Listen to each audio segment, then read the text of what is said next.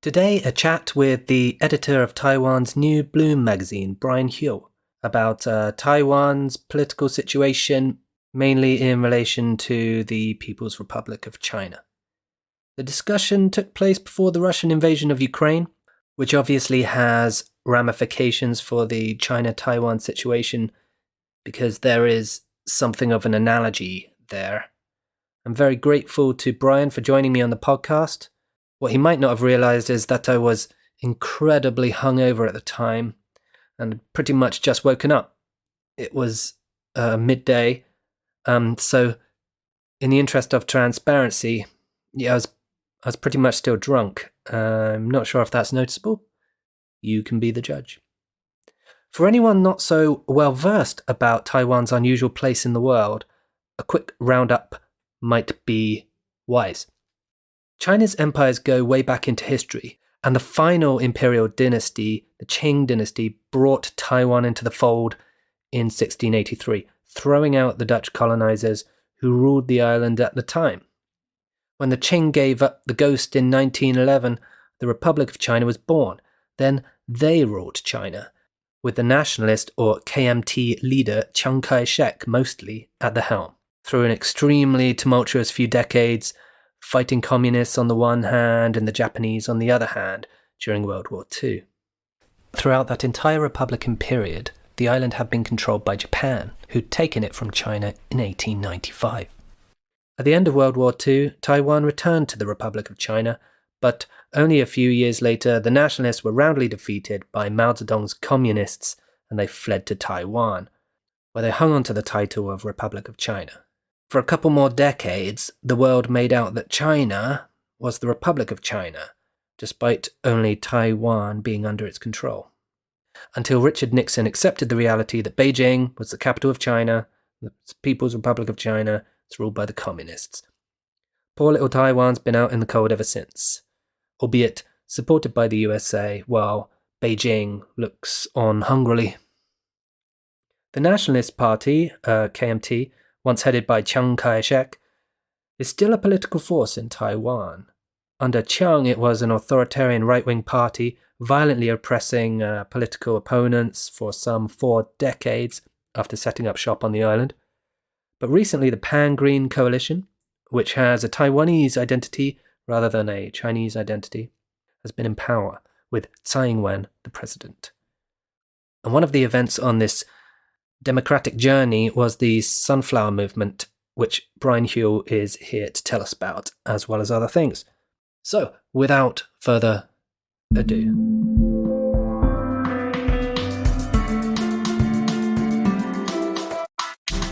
Very nice to talk to you. Yeah, that's great talking to you as well. Thanks for coming onto the podcast. It's really great. And I'll just let any listeners know that this is Brian Hioe, and he's one of the founding editors of New Bloom, which is an online magazine founded in 2014. Is that right? Yeah. In the wake of the Sunflower Movement in Taiwan, and that's probably a good place to start. So, can you tell us what was the Sunflower Movement, and maybe what about it inspired you to start the magazine? Yeah, so the Sunflower Movement took place in March 2014 and lasted until around April 2014. That involved the month-long occupation of the Taiwanese legislature by student activists. That was in protest of a trade agreement that was to be signed by China. This was in protest of the then ruling KMT, the Chinese Nationalist Party, which is the pro-unification party in Taiwanese politics, passing a free trade agreement that would allow for Chinese investment in Taiwan's service sector industry. It is feared that this would lead to deterioration of political freedoms due to the fact of companies self-censoring to enter the Chinese market and so forth. This has already taken place in the media sector, for example, in previous years. And so as for us ourselves, we were participants in the movements. A lot of us were students. And so particularly because there was not a lot on the movement in English. The international world did not seem very aware of what was going on then. There's much more focus on the Malaysian airliner that had disappeared, for example. And so to really kind of drive home the point of this movement, or what this generation of young people are involved in the movement were thinking and feeling, that's why we felt the need to start a magazine. Right. And what do you think was the legacy of the movement? I mean, did Because as I understand it, it was in relation to this trade agreement that was being proposed, right? Did that trade agreement, was it thwarted, or did it go ahead in the end? It was thwarted in the end. That there was much back and forth regarding that. That was a cross-strait services trade agreement, and Right. so that didn't go through in the end, and so that was thwarted. However, the issue at hand, I think, could have been sparked by any number of issues regarding, for example, this trade agreement or other kind of cross-strait issues at hand. And so I think it's kind of interesting. I just think that there was a generation of young people that are particularly concerned because of the fact that the KMT, the former authoritarian party, had returned to power at that point in time. And so that's why there was this kind of movement. I think it had been triggered by a number of issues. The feeling was already in the air. Yeah, I think so. I mean, there was a kind of sense of crisis, and I think that sense of crisis could have led to a movement, but it could have had any number of triggers. And so I think what is particularly interesting is that after that, there was a generation of young people that entered politics as politicians, starting organizations, etc. There was this kind of generational shift, and that was one of the major effects of the movement, I think. Right. And since then, you've had many years of non-KMT government. So it's the Democratic Progressive Party, is that right? Or the Yeah, Green the Pan Green camp. Pan Green, yeah. So did they benefit out of the Sunflower Movement kind of politically? And is that, Yeah, that's I right. mean, from your perspective, is that that's a bonus, right? Yeah, I think what's interesting is that they did benefit from that. I mean, Tsai Ing-wen, for example, the current president, rode into power in 2016 on momentum from the movement. And so that's one of the ways that this is perceived as having an effect. So the KMT was defeated. This was also the first time that a non-KMT political party controlled the Taiwanese legislature. The DPP held the majority in the legislature. And so in the past, there had been DPP presidents before. There's one before Tsai, Chen Shui-bian. However, that was the result of a split in the KMT that split the vote. And so that resulted in him having the most votes. And so this is kind of a more consolidation of power for a non-KMT political force. It can be seen as another stage in Taiwan's democratization, but it's not a one-off move where you have a non-KMT president and it's democratized. It is a gradual process, and I think that can be seen as a result of that. And how does the KMT continue to try to gain support for its political positions in Taiwan? And does the kind of the political landscape, is it, because obviously we have your kind of left-right divides and your kind of, or your liberal conservative divides, but in Taiwan, does it kind of, is the axis, is it kind of a pro or anti-China kind of axis? And how does the KMT go about keeping itself relevant in a country which seems to be quite not keen on unification with China and anything like that? Yeah, so that's part of the issue is that the KMT has not been able to really win elections since then. And so while it might gain in local elections, for example, being able to win the presidency seems pretty out of the question. And the party has also suffered successive political crises internally, particularly regarding this issue of whether you reform or not internally. What do you try to back away from your pro-unification message to try to win over this generation of Taiwanese young people, or do you just try to return to party fundamentals? And so they've struggled in the years since then. And I think it is the case precisely that the main split in Taiwanese politics is not along left-right lines, but between independence and unification. The DPP itself has also backed away from outright unification, outright independence, in the sense that now advocates maintaining the status quo. This is to avoid losing the support of the US, which has made it clear that Taiwan will not receive support if it tries to unilaterally declare independence. China has also expressed that it would view that as grounds for military retaliation. And so there's that issue at hand. And so kind of, the DPP has tried to be much more moderate on these issues, but the KMT has really not managed to kind of change itself around. And it is a more conservative party too. And I think young people are much more progressive. For example, the KMT is more opposed to gay marriage. I mean, there were elements of the DPP, which is not really a left-wing party, that were opposed to gay marriage as well, but it's not as strong as, let's say, with the KMT. And so I think that's one of the interesting phenomenon. And I guess they probably try to encourage people to consider them from like non-China kind of issues, right? Like try to appeal to other issues instead of the China issue. Yeah, that's the thing. But I think that at the end of the day, oftentimes they just keep going back to that. They have this issue in which that seems to me their main claim to political power, that the claim that they are the only party able to maintain stable cross-strait relations, therefore they should be the ones that are in power. And so they always try to frame the DPP as these kind of dangerous pro-independence provocateurs that will cause retaliation from China. But the DPP itself has actually backed away from this.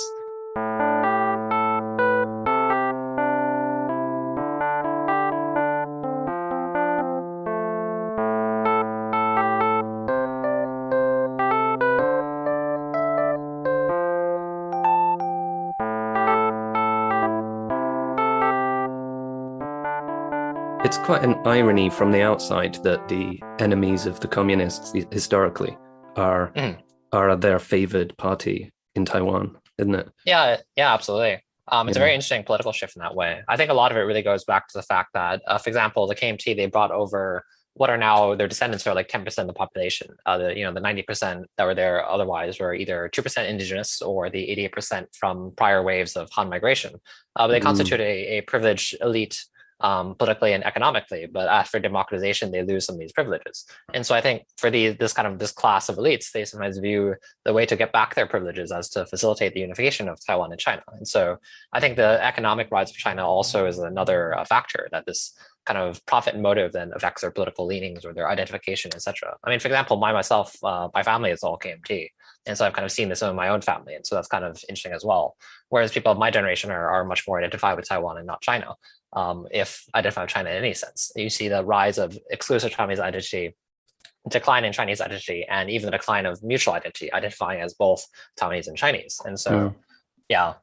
You say that you indicate that the KMT is actually would almost work with the communists to, I mean, they're not up for any kind of a violent invasion of the island or anything like that, or are they up for? They're not up for a kind of unification, which would lead, the PRC to literally rule over the island. The KMT kind of are. Do you think they so? kind of are. Yes, and so it depends on who you talk to. But for example, one of the chairs they elected after the Sunfire Movement, Hong Xiuju, was a hardliner on these kind of pro-invasion issues. She tried to shift their political position from the stance of, let's say, one China, two interpretations, to what she claimed to be an advanced version of the 19th census, which is the notion one China respective interpretations, to one China same interpretations. And she tried to push for immediate unification. That was her claim, that this should take place immediately. And so they want to basically put themselves out of business as a party, I think they believe that they would be the ones holding political power if the CCP took over, actually, in that sense. And so it is kind of ambiguous. I mean, are there, do the KMT, does they want a immediate unification? Do they want a military invasion? It depends on who you talk to, but there are hardliners in the party that think that, yes, this should happen now. They think that China would be able to take Taiwan militarily without losing too much, would not cause too much damage, and so it might as well happen. Right. Okay.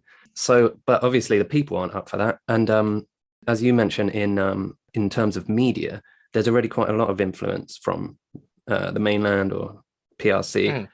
Can you explain how that does that affect the kind of media landscape in a kind of, I don't know, propaganda kind of sense? Or is it ownership? Is it economic pressure and things like that? Yeah, it does. So, for example, there's reports in the Financial Times that one of the newspapers in Taiwan that is more KMT leaning is taking direct orders from China's Taiwan Affairs Office, for example, in terms of editorial direction or what gets published, etc., as well as funding, just in terms of just receiving funding directly from China. One of the more pro-unification networks in Taiwan, for example, 70% of their coverage actually in the lead up to 2020 elections was about the KMT presidential candidate. So 70% of all news stories on a television network. That seems pretty crazy because you can't actually have that much news coverage of a candidate. And so it's getting really inane, just on the clouds that appear above, for example, him during a campaign appearance, for example, claiming that's shaped like a phoenix or a dragon and, these kind of auspicious animals. And so that this represents that he has the favor of like the heavens or what have you. So it gets really ridiculous at times. It can be very heavy handed, but you do have this going around. And that's one of the concerns that, for example, through the media, China can affect Taiwan, or that it can engender specific perceptions of China through the media. And so often that is a whitewashed perception of China. And so, for example, you talk to someone like my parents and, they might view China as having democratized. They're not aware of these things going on. They view China as a free market economy, as having basically liberal freedoms at this point, and are not aware of these concentration camps in Xinjiang or whatever, these kind of things going on. And do you see that that becoming a shift in people, that leading to a shift in people's attitudes in the long term? And how do you think, are we on a path towards some form of unification, do you think, in the end game? I think it's unlikely because China, for example, is China itself prepared for an invasion? That's a question. You would be losing tens of thousands, hundreds of thousands of troops. It's not actually that easy to just invade Taiwan. Military, it's very difficult to stand a naval invasion of an island from a beachhead and that sort of thing. And so that would create massive bloodshed in China. China's not fought a war in 40 years. can the CCP weather the blow to legitimacy from losing just a generation of young people trying to take Taiwan? That's a question. You also have the economic effects in that Taiwan and China's economies are deeply interlinked, and Taiwan's economy is in itself quite large. It's 20th largest in the world or something around that. And so that would create catastrophic effects globally. For example, semiconductor manufacturing chains, where Taiwan produces over half the world's semiconductors. And so this would create a lot of cataclysm basically anywhere. So it's a question if China can do that. But the question then is that, for example, China seems to have lost a generation of Taiwanese young people. They term the current generation, for example, sometimes the natural independence generation, that they naturally think themselves as independent. They don't necessarily see themselves as having to declare independence even, just they already consider themselves as not Chinese.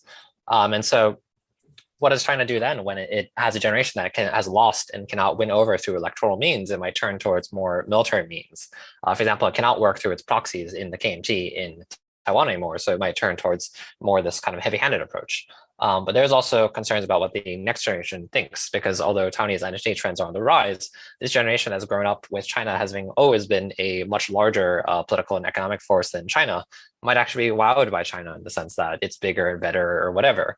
And so maybe that will affect their identity trends and might swing the other direction. But that's to be seen. I think that, generally the pattern does seem that Taiwanese identity is on the rise. I don't think that's going to reverse anytime soon, even though it is a question what the next generation thinks. So that's an open question. I don't know if China will be willing to bet on that next generation, that they will suddenly be more pro-China. But it's a question then what China does in the future. And particularly with China centralizing power under Xi Jinping, the possibility of irrational action also increases when you have one person calling all the shots. They might be making, questionable judgments.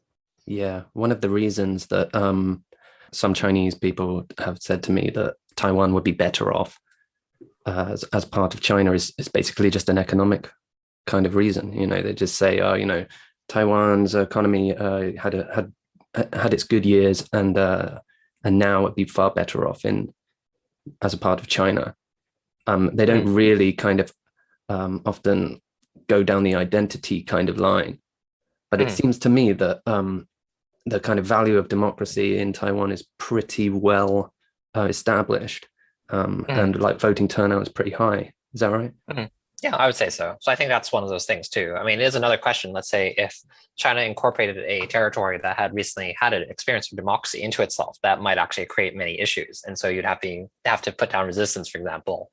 People have had a taste of democracy, don't easily go back. And so I think you do have this view sometimes among Chinese people or among policymakers in China that the economic incentives are enough to entice Taiwan back, but that's not always the case. I mean, there's the tendency, for example, that when the economy is poor, independence movements tend to be on the rise. That is a sociological tendency you see across the board in various countries.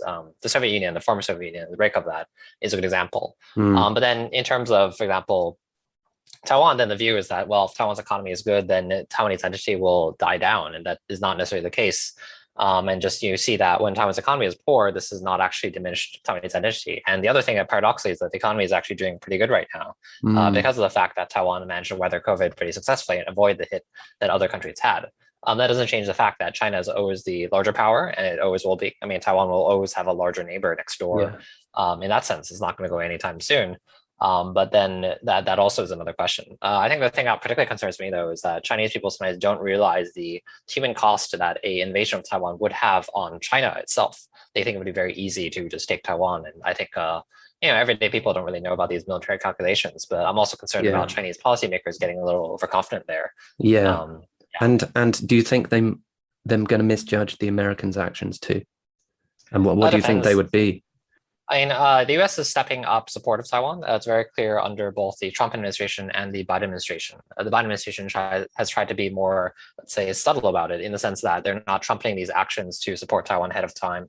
They're doing a low-key manner to try to reduce the space for China to react, while also showing that they are supporting Taiwan. Whereas Trump had a tendency to try and trumpet this, make it a big show, even though that sometimes would result in China reacting against Taiwan.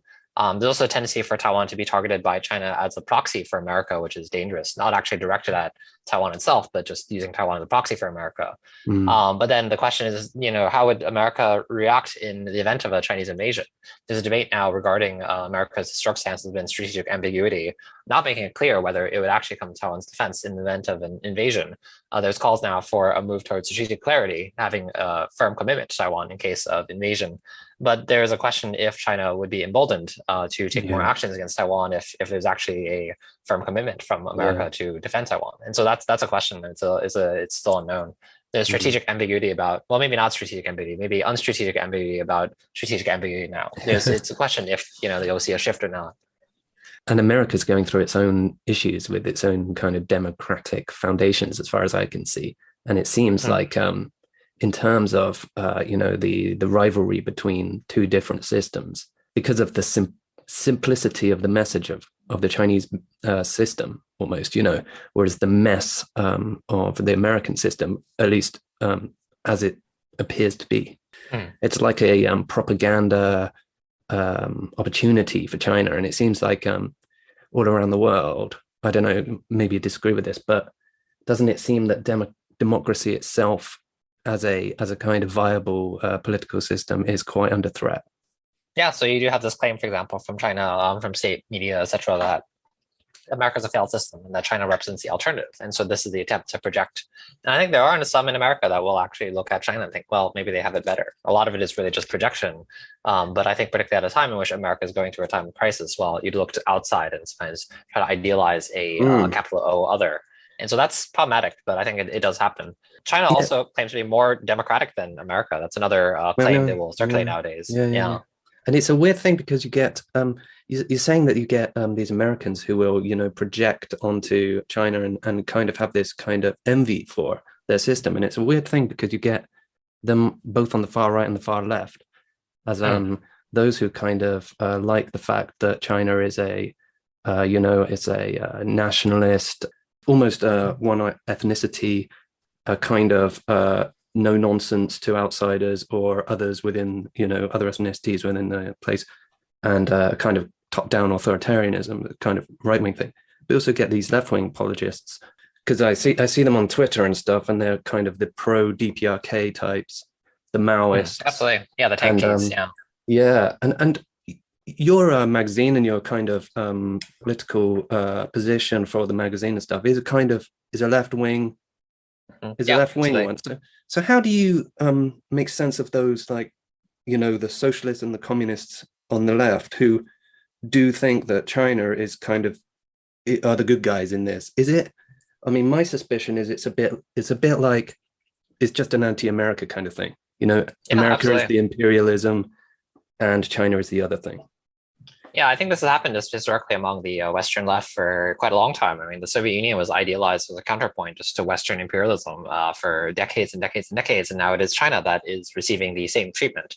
And so I think this is one of these problematic things. I think what is then shared between the left and the right, or the far right and the far left, is this Orientalism, this basically lack of knowledge about China that makes it basically into a blank slate on which to project one's fantasies, whether that be some kind of ethno-state from the right or some kind of socialist utopia from the left. I think that's kind of problematic. And I think just learning more about China or educating yourself about that, it's a place that has many contradictions. And so that's what I hope people come away from it as understanding. I mean, just like any other place. But I think it's much more easier to psychologically to just idealize somewhere else is better than where you're at currently, as a way to basically avoid these kind of issues that the world is going through.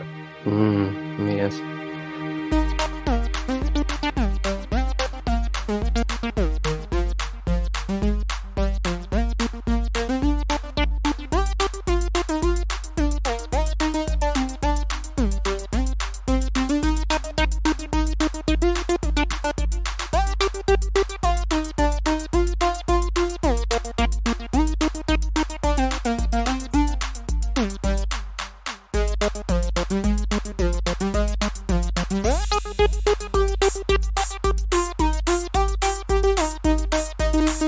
So going back to the sunflower movement, obviously this is quite a big deal. The activists managed to take over the legislature, right, in Taipei. Yeah.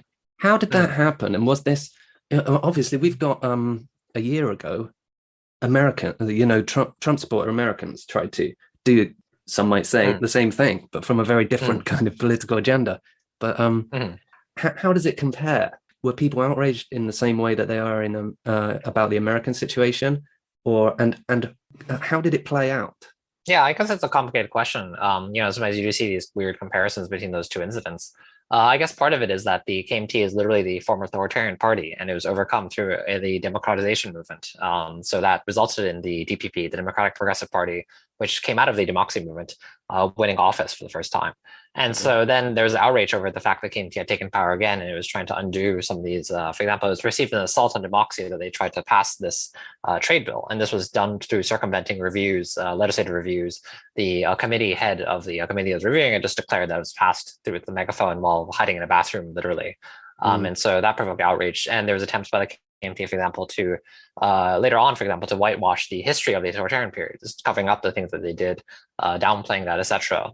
And so I think that's what contributed to this sense of outrage. And I think that's why it could galvanize, for example, 500,000 people onto the street. That's like of Taipei. That's like 2% of the Taiwanese population. And so that was a massive movement in that sense. And so I think it did have popular support. But there was always people that also did take the view that maybe the students had gone too far in taking the legislature over, or later on there was an attempt to take over the executive branch of government, the executive branch, which I was a part of as well, actually. And so you did have this controversy, but I think in a way it wasn't perceived as kind of a small group trying to just sort of take over the institution of government in the same way. It was the popular movement, it had a popular mandate from society at large.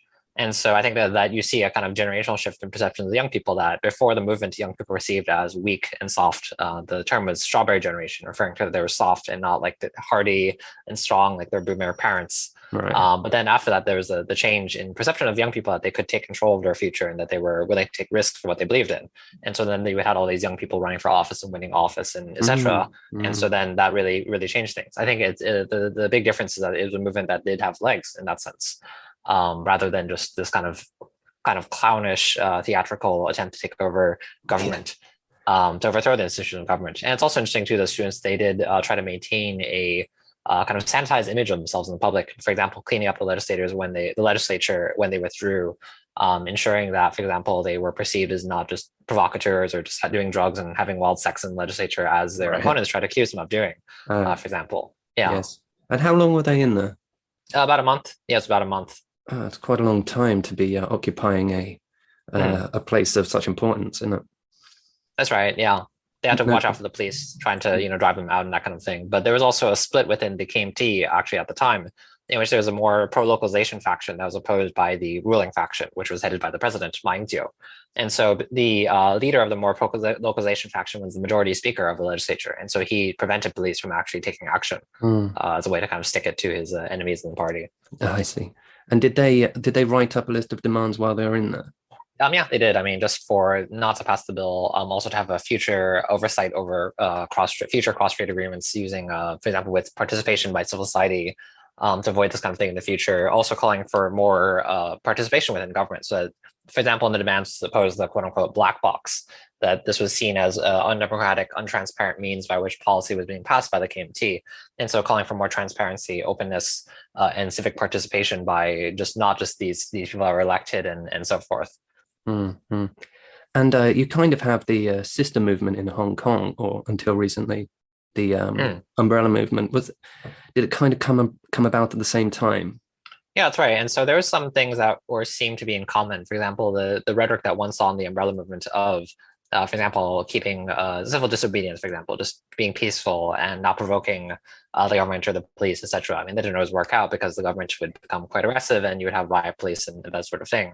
But what's interesting too is that the Sunflower Movement leaders and the umbrella movement leaders generally did know each other. They had gotten to know each other in the years before either movement, before any of these people were famous, just because of activism and because Taiwan and Hong Kong are historically close, and back then it was possible for travel to take place, for example. Just oftentimes it would be very close in age. Yes, and obviously the crackdown's been pretty hard on Hong Kong. That's going to freak out people in Taiwan, especially activists and journalists, isn't it? Yeah, that's right. And so this is something that Tsai leveraged on, for example, when she was running for re-election in 2020, that look at Hong Kong. This is what happens when you have closer relations with China. And so the KMT really tried to backpedal on this claim that, for example, just their presidential candidate, not too long before the movement broke out in Hong Kong, he was in Hong Kong signing agreements with the chief executive, Carrie Lam, saying that, because relations with China will economically benefit Taiwan. And he had to backpedal on that really quickly, claiming that the whole one China, two interpretations thing they claim for is not the same as one China, two systems, for example. that their 1992 consensus is not the same as one country, two systems. But, obviously there's a parallel, and one country, two systems as a political formula was originally formulated to try to win Taiwan over. And so that didn't really work out for them. I don't think it's the only deciding factor. I think that if there had not been this movement in Hong Kong, Taiwan would still probably have voted for Tsai in the re-election. This kind of issue regarding independence or unification always comes up during presidential elections. But it did work out for the DPP's benefit that they could leverage on this. Obviously, in Hong Kong, activist leaders and journalists, newspapers, they've been shut down, and people have been locked up, and people have had to flee. For your outspoken activists in Taiwan, do they feel under threat at all? They could be, thrown into a van one day and wake up somewhere in China. I think unless they travel, there's that concern. There's the fear, for example, that if you're going to China, you might be kidnapped, or that it's more often that you'll just be blocked from going to China. So there's that concern. But I think particularly now, in Taiwan, it does seem like a safe political environment. There are actions, for example, there's a lot of Hong Kongers that have fled to Taiwan after the protests. And sometimes you'll have incidents like a Hong Kong restaurant being defaced because it is pro-protest.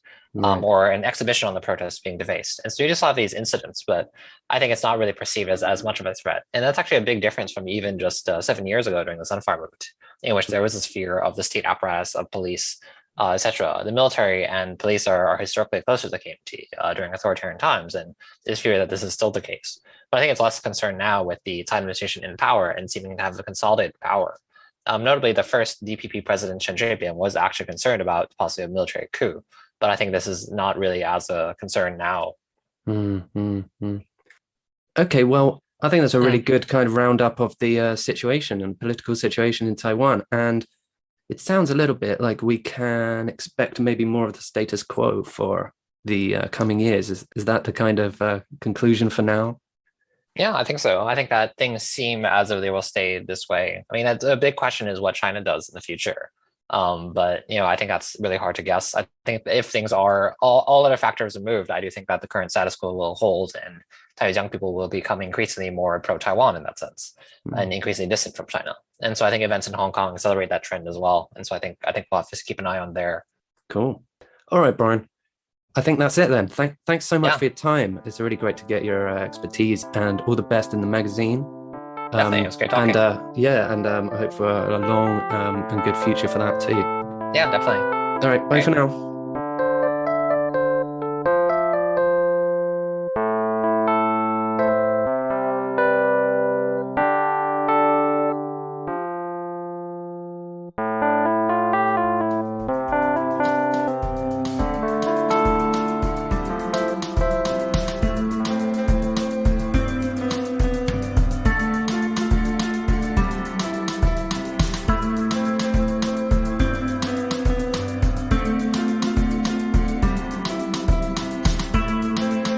I'll post on Twitter. My Twitter is @SMKY Podcast. I'll post a link to a post-invasion discussion, a post-Ukrainian invasion discussion that Brian was in on the podcast called Chinese Whispers, which is especially interesting in understanding how the Ukraine-Russia situation is or isn't similar to the Taiwan-China one, and what lessons each side might be learning. Brian himself on Twitter is @Brian Hioe. That's Brian, Brian, Hioe, Hioe. And if you like the podcast, I never say this, but if you like the podcast, give it a like, or a share, or tell your friend about it. I don't know, and give a little podcast in the shadows of the internet a fighting chance. And and next time on Stuck in the Middle Kingdom with you, we dive into controversy a little bit more, looking back to the Mao years to find out how communist China deals with scandals and troublemakers. It's not pretty.